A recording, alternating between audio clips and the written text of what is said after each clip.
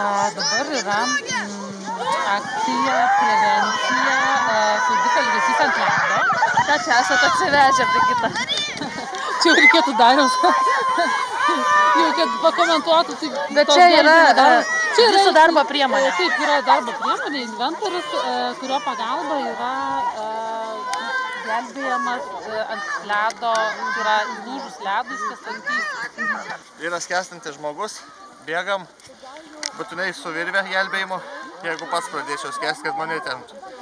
Ir traukiam. Taip, ugniagesiai gelbėtų. Taip, ugniagesiai gelbėtų. Jeigu nepavyksta, tada jau surogiam. Surogiam. Tada surogiam, atbėga jau tempiam. Nu, bet kokiu atveju. Svarbiausia yra greitis, ar ne? Kuo greičiau nubėgti ir ištempti. Kaip jūs žvejojat ant ledo ir įlūžot, ir ką reikėtų tam žvejui daryti, kokie pirminiai veiksmai būtų?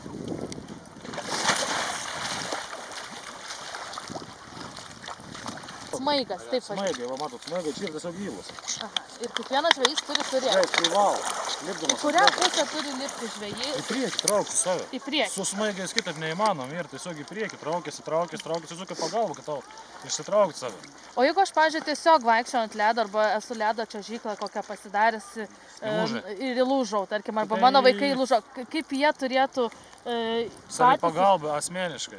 Tai gražiai pats per šoną vienintelis dalykas, kur per šoną, nes per priekį, aiškiam dabar ir lengva, nes jis ir su lėmenė, čia sunku paaiškinti, plus dar žeminiai drabužiai bus, aišku, svoris tavi temps, bet kokį tau dabar mūsų ir matyti, lengis jis tiek iškėlis, tai čia jam lengva išlipti, o kad tu pats fiziškai bus, tai bus čia. Kiek tenka irgi atlikti tokių gelbėjimo darbų? Ačiū, kad mažai. Mažai, Aš jaučiu, kad šiemet labiausiai bijom, kas bus.